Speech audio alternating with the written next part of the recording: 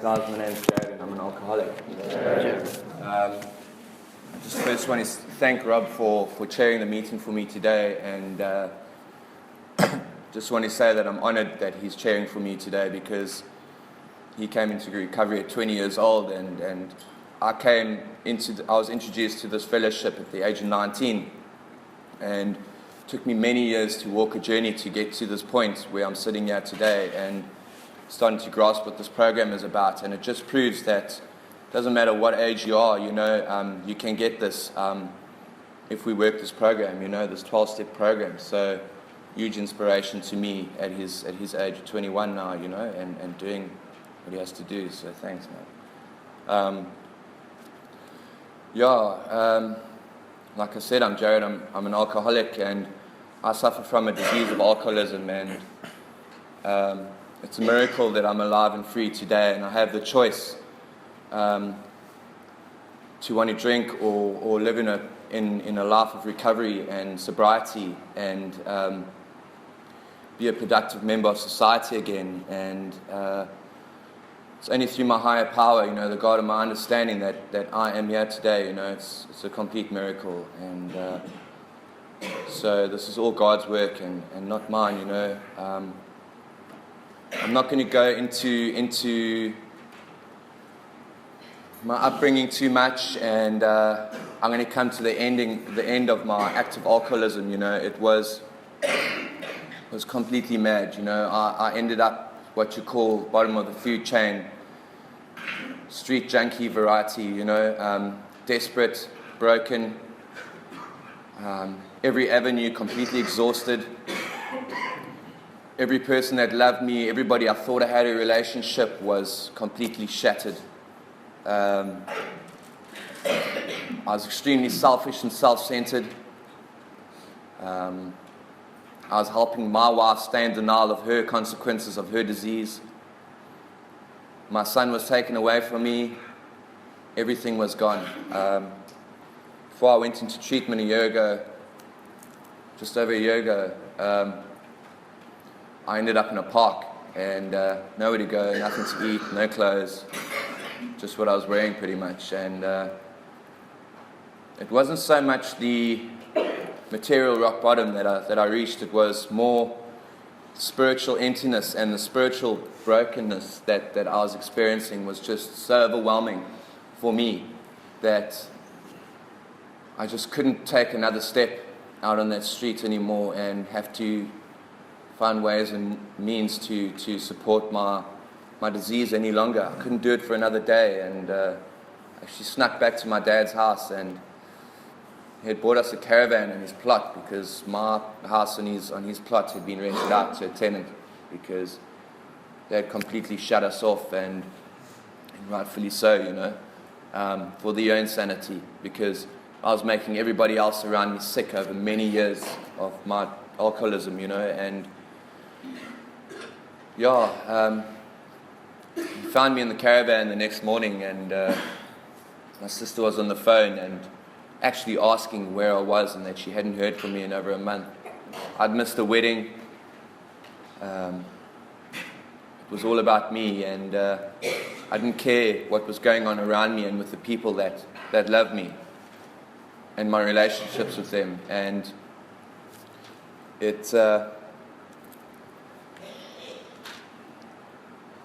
my father said that he was going to kick us out again that day, and my sister asked to speak to me, and she gave me one more chance, one more lifeline, and that to me is God, working through my sister, at that time. And it was a God incident of me having to have sneaked back onto my dad's property that night, and my sister having to phone that morning just to see where I am and am I still alive. And I was standing in front of my dad when she did that. So for her, I'm truly, truly grateful for giving me one last chance, to find sobriety. And I didn't know what I was looking for. I didn't know what I had to find, but all I know is that I couldn't do this anymore. I couldn't be in a relationship anymore. I couldn't be a father anymore. I wasn't employable. I wasn't a son. I wasn't a brother. I wasn't a friend. I was just a complete arsehole. I was just a complete insane, mad alcoholic that had blinkers on and could only see what I needed to get through my day. And that's where my disease of alcoholism got me. It got me to a point of complete blackness and dullness and just walking around like an empty shell, spiritually unfit completely, no sense of spirituality. I was just filling that spiritual void with substance and toxic relationships to try and fill that hole, and it just wasn't working anymore. It hadn't been working for a long time, but I just didn't have a solution. I tried religion, I tried medication, I tried, like they say, psychiatry, doctors, treatment after treatment center, psychiatric wards, prison. I thought that was it, in all earnesty, with everything that I was, with all the willpower in the world. I was adamant, it's not going to happen again. God, if you just help me one more time to get out of this, I promise you, I'll give you my word, mom, dad, wife, son, brother, sister, I promise you, I'll never ever do this again. I've got this. This was too painful, but it wasn't. It was extremely painful, and those were all things that brought me down to my knees, spiritually down to my knees, flat on my face, in the broken glass, in the gravel, rolling down to that bottomless, that pit of my bottom, and I needed to get there. And I got there with no sense of any solution. All I know is that I was desperate and broken and alone, no matter who was around me. I always had that sense of being alone, always being different and odd, so I'd use my oddness to fit in. I'd over-exuberate everything. I'd magnify my humor, I'd magnify my arrogance, I'd magnify my sports, I'd magnify my competitiveness in social circles, with no prevail, with just no success, short-lived fixes. That's what I live for, and very temporary, And when I got to this point, I cried out and I said, whatever you want me to do, I will flip and do it. And I got into treatment. And I was sharing on Friday night, I remember when I got my 30-day sober. And I remember what I was wearing because that was the only clothes I had. And I got into treatment and I still had that junkie pride.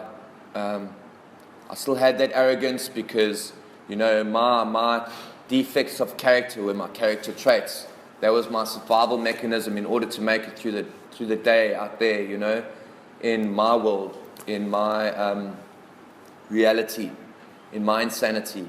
Those became my strengths for survival. And I did treatment well, being a habitual rehabber, repeat offender. I would always run, when things got too much.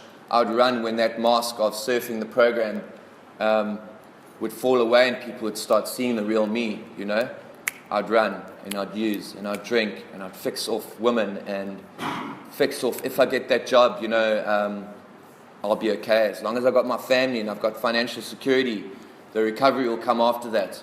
And sure, I tried that so many times and I did a good 3 months in treatment and I was doing well. I became a house leader and I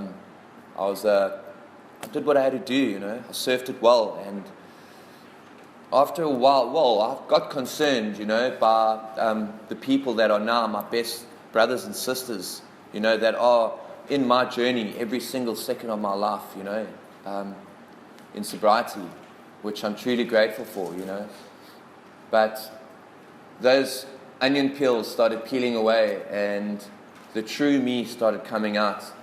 And I remember in one group, that arrogance was there, and I stuck my hand up and I said, how can you say we don't love our families? I love my son. And that Canadian guy said to me, you don't love your son. If you loved your son, and another counselor as well said, if you loved your son, you'd stop coming to rehab all the time. You'd be with your son, you'd be with your wife. You'd stop doing this over and over again.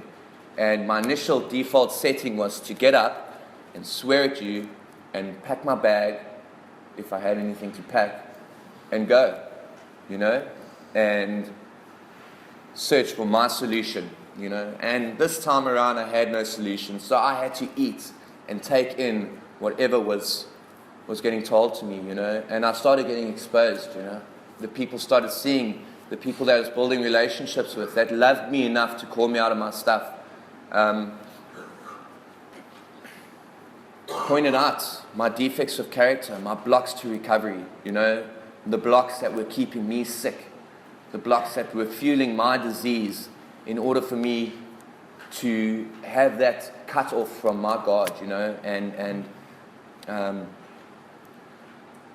so I started getting called out, and it was extremely difficult, it was extremely challenging. But I constantly remembered and reminded myself that I don't want to go back there anymore. I cannot go back there anymore. I'll do this if I need to stand on my head and sing Kumbaya, You just tell me what to do, and that fight was still in me, I still wanted to fight, the alcoholic in me wants to get my back up and get back into that spiritual malady, because people don't understand me, I've been dealt the short straw, in life, and it was everybody else's fault, blame everyone, and when I got called out of my stuff, started getting called out of my stuff, by the people who loved me, I felt exposed and I felt raw, and that fear set in, which was another defect of my character, probably my strongest one. And fear, it sounds so timid to me, being this hardcore alcoholic, Fear is what drove me, and I always pictured myself as this fearful person, as this little timid guy shaking in a corner, hiding my face in shame, And fear drove me to become arrogant and self-centered and pride, and full of pride and ego, and just not nice to be around, and sarcastic with my humor, and to a point where people actually put off, And when I did my step 5 with my sponsor, he had those same things, that inappropriate humor and having to sort of prove yourself, and it's all fear-based, And when those peels started peeling, that fear set in, and someone said to me, I need to replace that fear with faith, not even knowing that was a spiritual principle for faith yet, for fear. And I was told to get down on my knees in the morning and get down on my knees at night and surrender to life in the morning and thank life for the experience that I was meant to have at night, And I haven't missed a day in over a year. And that is the slightest little bit of faith that I need to overcome that fear in the morning and to put that fear to sleep at night, is to do that very act, And I'm not a religious person. Like I said, I've tried religion. None of that worked for me, It was a sign of surrender and humility and humbling myself to life and its challenges, And because life for me is extremely fearful. Life for me makes me extremely anxious. Life for me makes me alcoholic, because I know that I'm different to everybody, to the normals out there, Something is different about me. And something in my spirit is not at rest, and that's the disease of my mind, the insanity telling me that I'm spiritually different to everybody else. So there are certain things that was suggested of me to do in this big book, This book has saved my life every 24 hours, Every 24 hours, I started seeing that change. I started becoming a little bit more open-minded, to the fact that I don't have a solution anymore. None of my ideas worked. Every idea was wrong. Every thought of mine was completely insane. That got drilled into my head in treatment, and instead of hearing this Charlie Brown teacher noise, womp, womp, womp, womp, it actually started making sense to me, The dyslexic part of my brain, with wanting to hear anybody else's suggestions, the words started going back around in the right order, and it started making sense. And I was hungry for that, being the alcoholic that I am. I'm attracted to it. Don't promote me. Don't tell me to do something. Show me that you're doing it, and I want what you got. I want that. That I was attracted to, that contentment, that no matter what day specific people were having, did what they had to do, and they gave of themselves and their life experience in order to help the alcoholic that still suffers, And that for me was the ultimate strength, and that for me was an example of spiritual fitness, and I wanted to be spiritually fit so that that hole in my soul was full, so that I didn't have to fill it with things around me anymore, That was the attraction. That's what I wanted, and that's what made me willing to become honest and willing to do what I was told to the best of my ability, Still getting called out of my stuff. When I was wrong, I tried to promptly admit it as best as I could. I would put it in my inventory every night, my step 11 every night. I started doing an honest written step work, in treatments. Started building a relationship with somebody other than an alcoholic that's in active alcoholism, or a dealer, or somebody I was manipulating for money. Trust was huge for me, Trust of a sponsor was huge for me. That was in my step work, in my step 4. What is holding me back from doing my step 5? And I said, trust in my sponsor.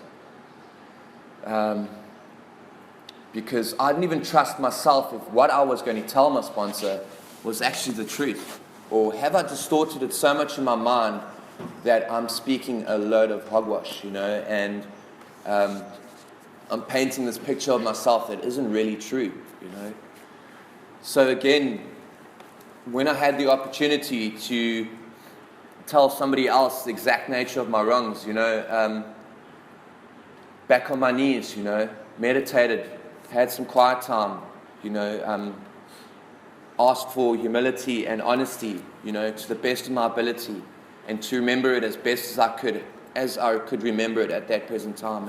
And later on, other things have come up, but then on that day, when I did my step 5, which is when I tell God, tell myself, and tell another person the exact nature of my wrongs, I went in for it, and I exposed myself. And he exposed himself to me, and that's, for the first time, I felt a true connection with a fellow alcoholic. Somebody that I didn't feel different and apart anymore. I thought, sure, this guy's just as mad as me, and he's 11 years in.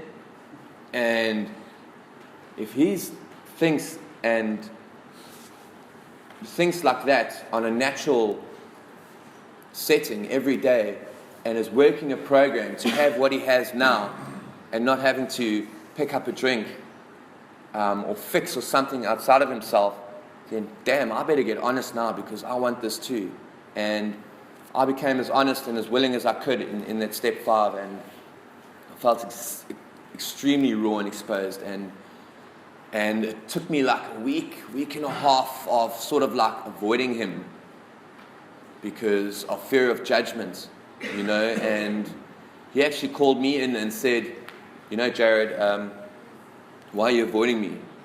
And I said, because I feel exposed. And he said, that's good, because you've got nothing to hide now, and we can start building our relationship, to help each other in sobriety, because I was helping him just as much as he was helping me, and there, when he explained that to me, and when that was explained to me through people in AA that have sobriety behind them, and it's not even about the years of sobriety, it's about how they follow this program on a daily basis, and how they use it in all their affairs every single day. And I was taught about the paradox of one alcoholic helping another, and like I said, I was extremely dyslexic in my alcoholism, and I couldn't ever see that being the solution, you know. I thought I just had to show face, go to meetings, talk the talk, 13-step, do a service position, show my parents my little, you know, sobriety dates, little chips, and I'll be okay. You know, step work, no. Sponsor, no. Honestly, no ways. I like my house dirty, thank you very much. And I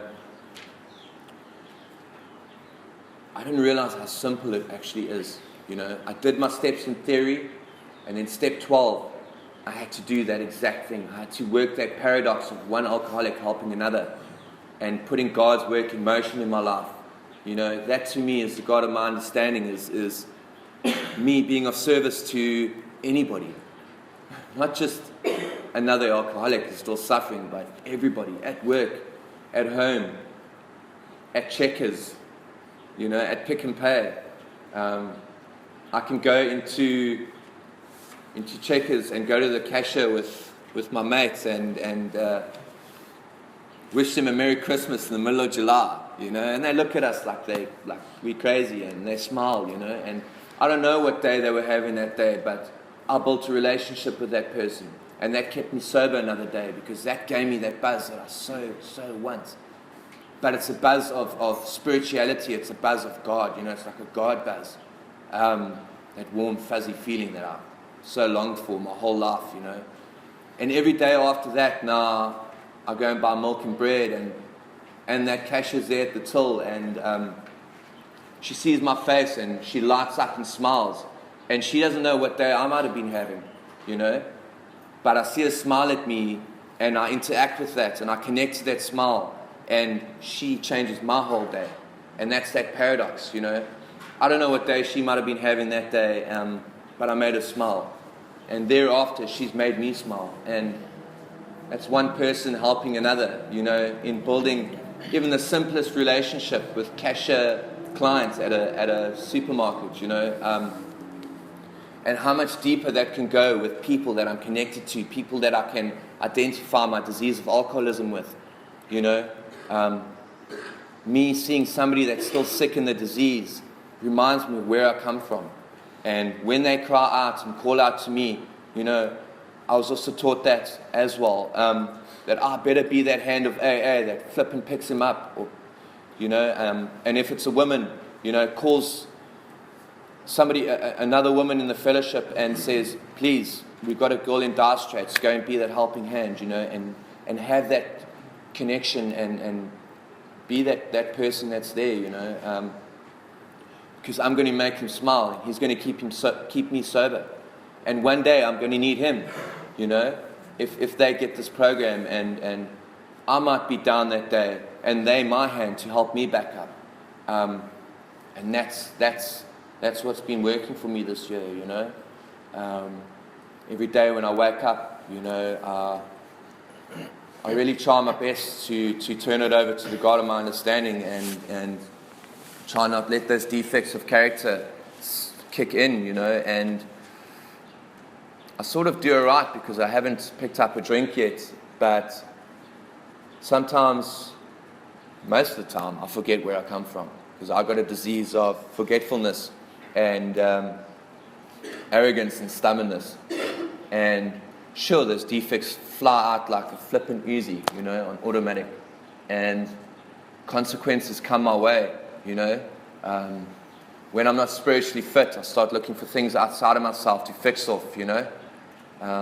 Women, money, nah, this job's not good enough, I'm not, you know. Let me go back to what I used to do. I was making more money then, you know. Justifications start happening.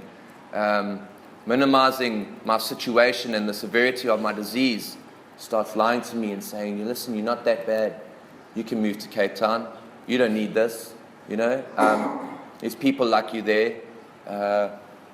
Not realizing the madness in my head of how insane it is for me to even want to do such drastic changes in my life, you know. So early in my sobriety. My disease starts lying to me and telling me, you know, you need to speed things up now, you know. What you have now isn't good enough. and I start becoming spiritually unfit. That malady starts happening again. It's spiritual madness and insanity. And what I have to do is bust myself to my sponsor. And no matter how mad, and it's taken me a while to start getting to that rigorous honesty of actually telling my sponsor everything that's going down in my head. And also exposing that to my friends who love me, that exposed me on my stuff in early recovery, and still call me out of my stuff now.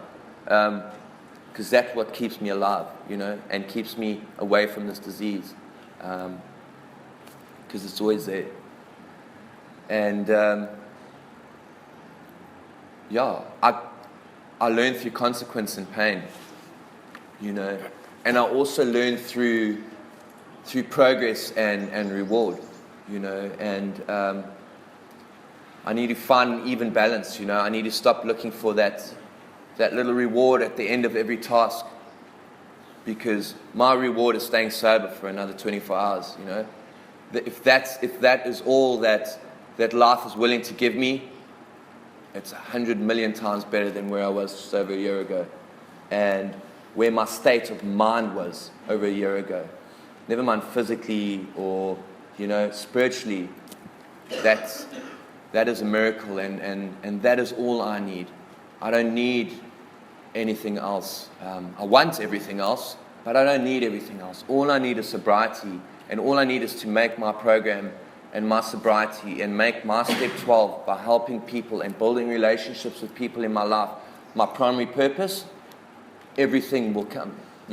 God will give me those responsibilities bit by bit, and I've had a challenging year with many, many challenges, life-changing experiences,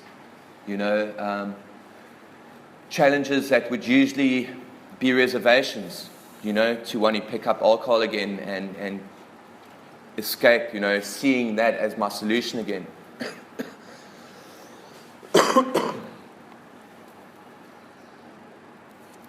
Sorry.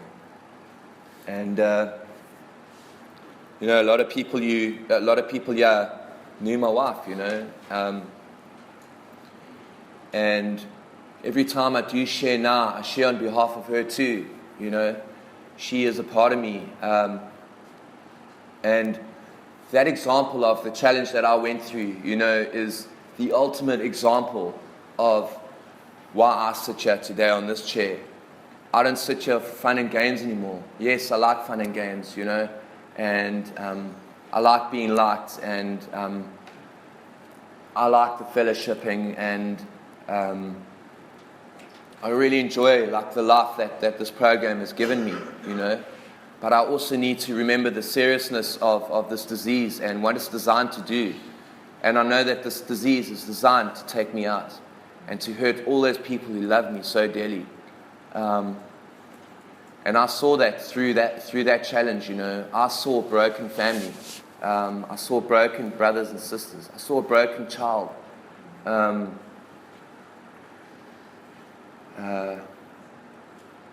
was a broken man, even though I had to let go of that a while before. I had to let go of that to save my life and to grab this program so that doesn't end up being me one day, just for today. And so I see the seriousness of me and sitting in this chair and having to build a relationship with every single one of you, make that time and make that effort to get to know people in the circle, and build life-changing relationships, where I have to be willing for anyone in this room, to call me out of my behaviors and call me out of my thinking. And I need to be willing and humbled in calling them out on their stuff, because I need to remember that I'm doing that to save their lives, I'm not a pimp doing that, or a snitch, or a sucker, or trying to show face. I'm saving people's lives, and they're saving my life, because this disease will kill me, because this disease kills, and breaks homes and families up, So that was extremely challenging. My stepbrother took his own life as well. My first year, my dad almost died of a heart attack. You know, like, I said, you know, why me? You know, why now? And I was told again, you know, why not you? What makes me so special and different that life mustn't happen to me? You know, do I see other people turning their lives into turmoil and destroying themselves because these challenges come in their life? You know, the experience that I have every day is the experience that I'm meant to have. Maybe I'm meant to go through those experiences so that I can be there to help people that will go through similar experiences one day too. Maybe that's why God allows me to have this experience, so that I can be there, like in life experience, to help somebody else not become overwhelmed with it and use that as a reservation to completely destroy their lives, you know. And it's only through God, you know. It's only through God, which is my program, and relationships with people and close friends, you know, that stuck with me through all those challenges, you know, through thick and thin, that I'm still alive and free, you know. So me as an alcoholic wants to run, you know, and needs that instant fix. I don't want to sit with pain. What is pain? You know, I don't know pain. I know pain. That's why I don't want to know pain. I want to numb that pain, and I want to run away from it. And I didn't. I used my program to the best of my ability, and I stuck close to the people that saved my life in the beginning, you know, and continue to save my life. I stayed plugged in as best as I could.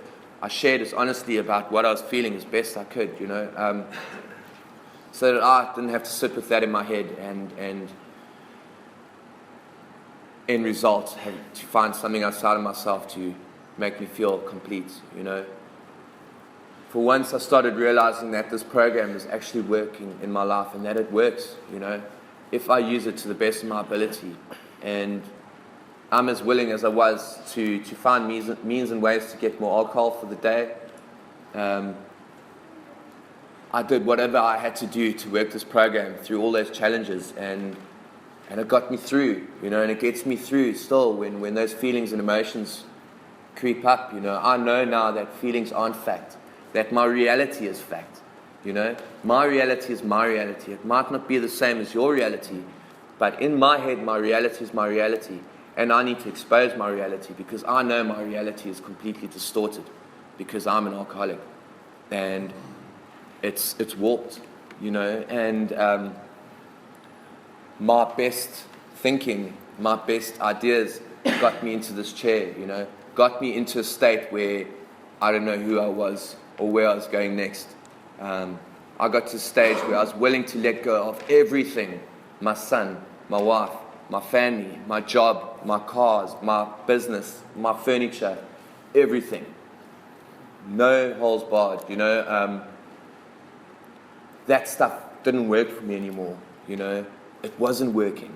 I had to realize that through loads and loads of pain, years of pain and turmoil, that doesn't work anymore, you know. That if I put this first, if I put that big book first, you know, and I read my next 5 pages, because I know this disease is going to kill me. I choose the cake because I don't want to die, you know, and that is my cake. And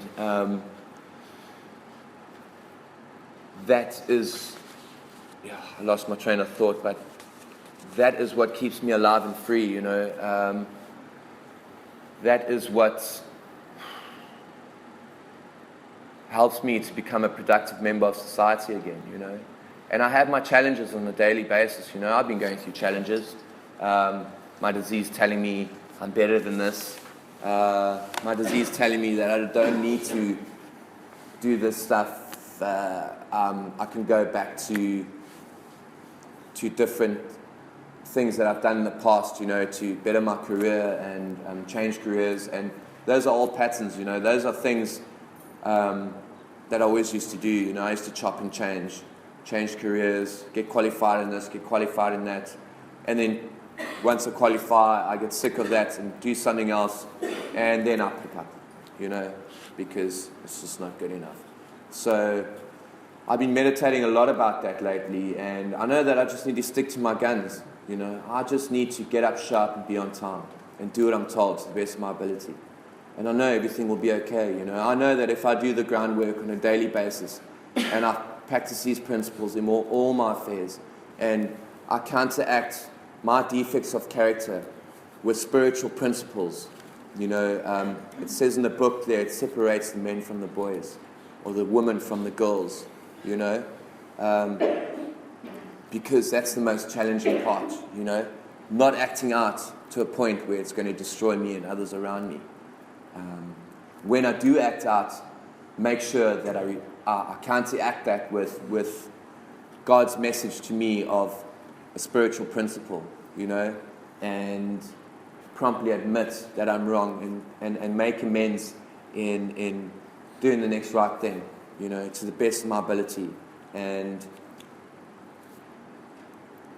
not becoming overwhelmed, and staying employable and staying a productive member of society. And where I was on the 3rd of November last year to where I am now is mind-blowing. It's mind-blowing. The friendships that I have now are mind-blowing. You can take everything away from me, but don't take away the people that love me so much and that I love so much, which is every single one of you in this room, because without either one of you in this room, I can't get through another day, I need to stay plugged in. I need to do service. I need to sponsor. I need to do that service that keeps me in sobriety. I need to do my 5 pillars, which is service. Stay in touch with my sponsor. Keep my relationship with my higher power solid. Do my inventory, run through my step work, work my program on a daily basis, step orientated, and do service, and that's to sponsor. That is to do to other people what has been done to me, and keeping that thread, that spiritual thread of the God of my understanding working to keep me in sobriety. And that is the only way that I can stay sober for another day, for another 24 hours, is to be there for people.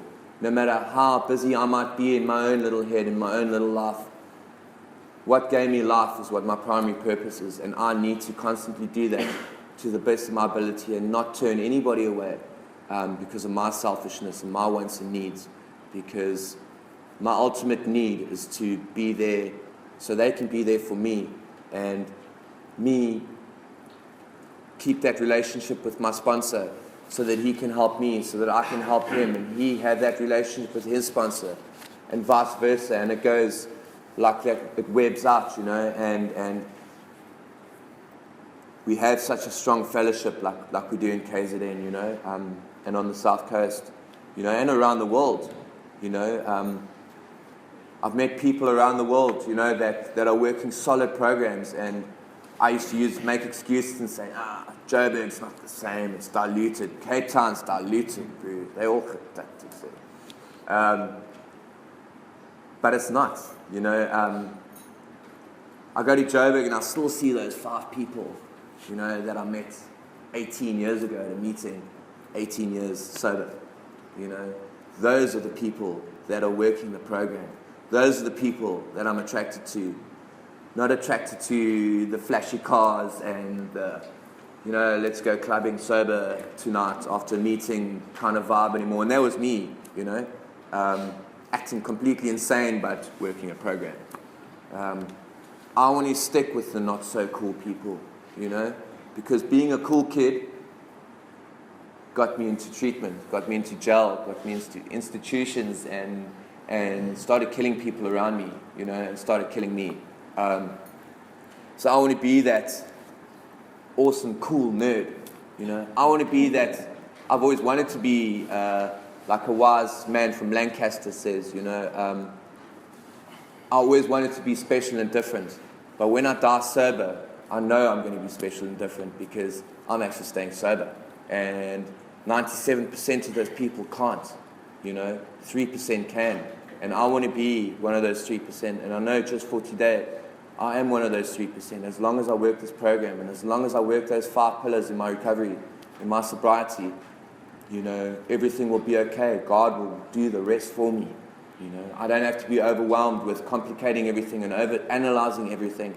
And when I start becoming self-obsessed about wanting to be perfect, and start dwelling in self-pity and having high expectations of life and of myself and people around me, I need to turn that over to God, and turn it over to my program and work those 5 pillars even stronger, and then God sorts that out again for me, and it's amazing, it's a miracle. And today I can say I'm really happy, joyous, and free, no matter what the challenges are.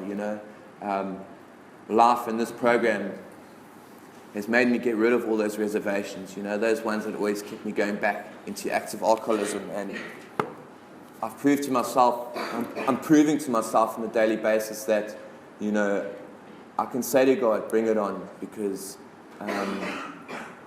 it is what I'm meant to go through. And I did go through what I was meant to go through in order to get to this point of waking up to that. That's the solution, and I'm glad I'm living in the solution today, and I pray that everybody can have the solution. And I also pray that I'll keep on progressing, to work my program even more and to be more of service to people, so that my way of life can be even more happy, joyous, and free, whatever that means. I'm sober, so that makes me happy, joyous, and free no matter what day I'm having. Even if the waves are flat, I'm happy. That's all I want to say. I thank you for being here, and thanks for letting me share.